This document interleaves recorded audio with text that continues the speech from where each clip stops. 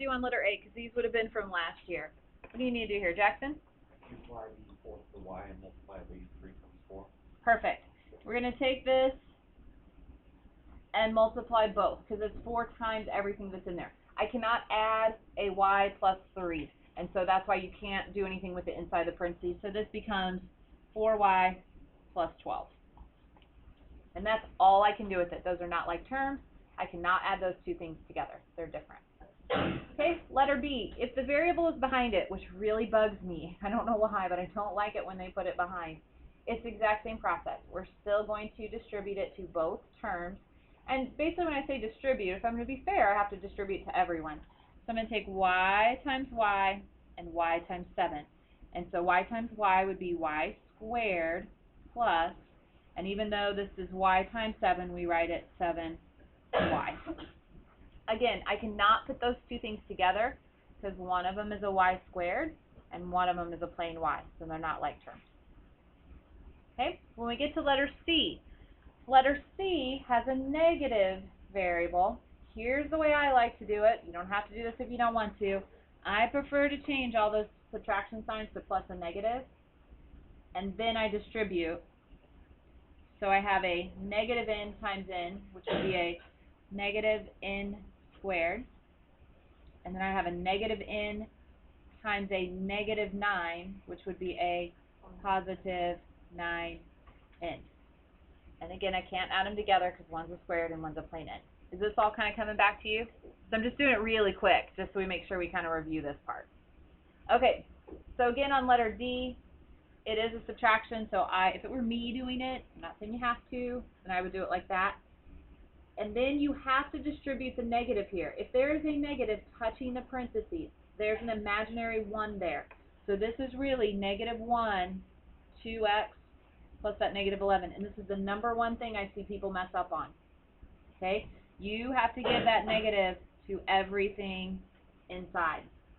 So this is going to become negative 2x, and you have a negative times a negative, which will give you a positive 11.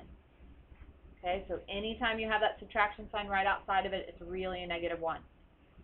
Or you're subtracting both terms out, which is what it means. Okay, so that was all review.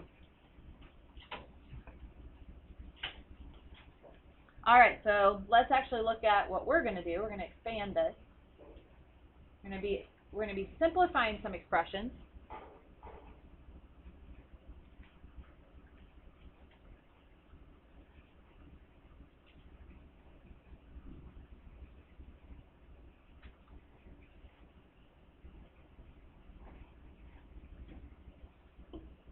And again, if you're just writing this down that way as I go through them, you don't have to try to catch up with me.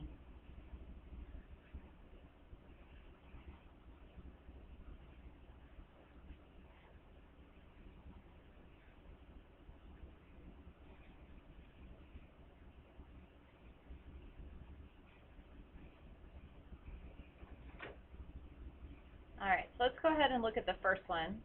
And if you're not done writing down, that's okay. All right, so I'm still going to start with distributing because order of operations says I have to start with my parentheses.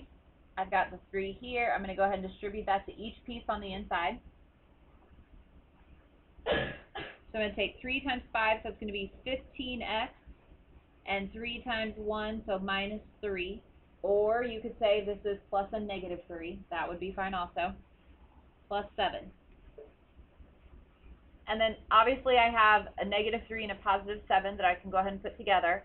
I can't do anything with the 15x because there's nothing else with an x. So I have 15x, negative 3 and positive 7 would be a positive 4, and that is all I can do. That is simplifying. We have to learn how to simplify before we can start solving problems. Because eventually what I'm going to do is I'm going to put something like this, put an equal sign, and I'm going to put something like this on the other side. And then we're going to have to do the whole Mama Jamba together. So that's why we're starting here with the simplification first. All right, letter B. Letter B gets trickier because there's a bunch of negatives involved in this problem. So here is where I think it's really important that you understand you are distributing what number here? Negative 5. Negative 5. If I cover that up, you see a negative 5.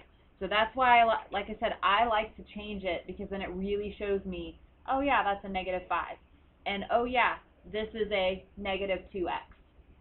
Okay, so I'm going to keep the 14x because it is not touching the parentheses. You only actually touches it. So you're going to have 14x plus, then you're going to take negative 5 times 3, which is negative 15. Negative 5 times negative 2, which is a positive 10x.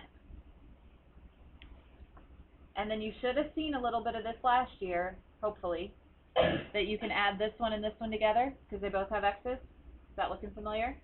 Okay, so we add those two together and that gives us 24x. Can anybody tell me why it's not squared? Why does that say an x and not an x squared? John? Because it's 10x plus 14x. And the x's are just, you just keep the x's the same. Why not x squared? There's two of them. Because you're not multiplying. Not multiplying them, okay? If I have an x plus an x, I have two x's. If I have an x times an x, that's when I have an x squared. That's why they're different, okay? So just keep that in mind. All right, and then the only number I have left then is a negative 15.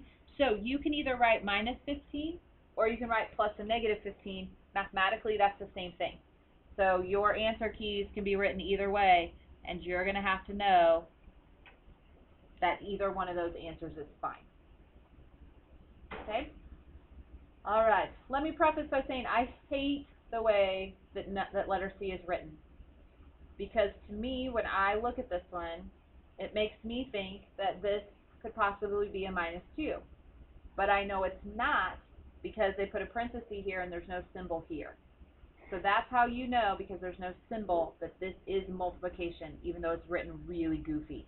If this were me, I just cannot even stand it. It's like fingernails on a chalkboard. Do you guys even know that reference anymore?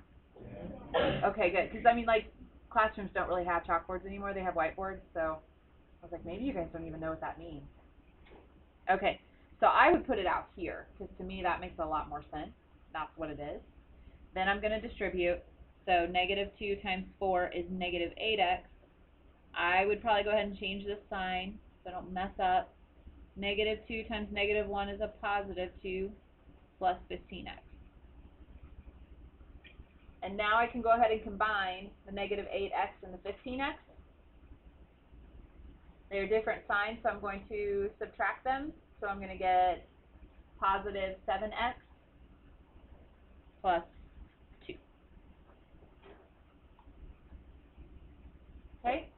Alright, the last thing I want to go over with you guys, because I'm afraid if I don't, you will get lost. Okay? I want to go over this type of problem with you. So go ahead and write this down, because I think once I show it to you, it will make sense.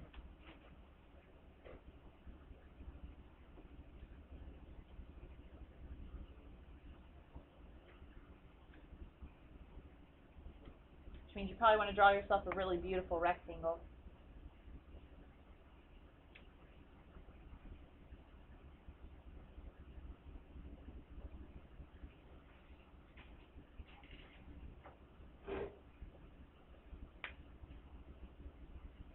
Alright, so what we're going to be doing is we're going to be finding the perimeter and our area. Okay, how do we find the perimeter? Almost any shape out there. Davis? Yep, you're going to add your sides. And how do we find the area of rectangles and squares? Yeah, length times width. Okay, you always want to make sure you know what your formulas are. Okay, so if I'm going to add all the sides together, does anybody know how I would figure out perimeter? Any thoughts here? I got a couple. Jawan? You would fill in the other side with the same thing as the other side. Very good. And then?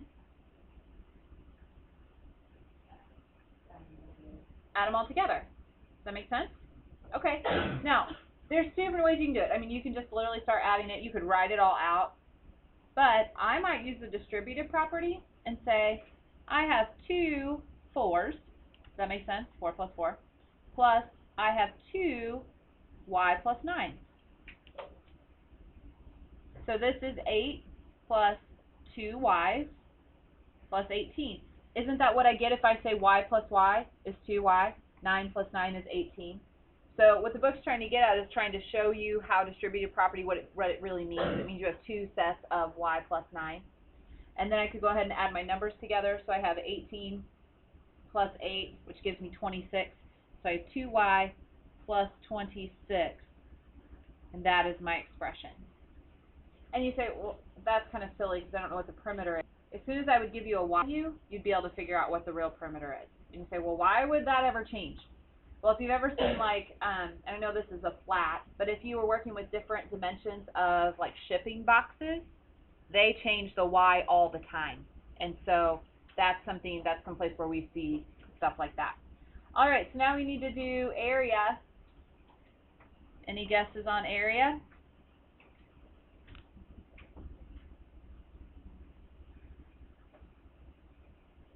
Oh, same two people. I know. Anybody other guesses? All right, Davis. 4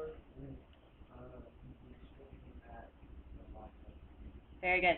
4 times the quantity, y plus 9, because we have our base times our height, or our length times our width.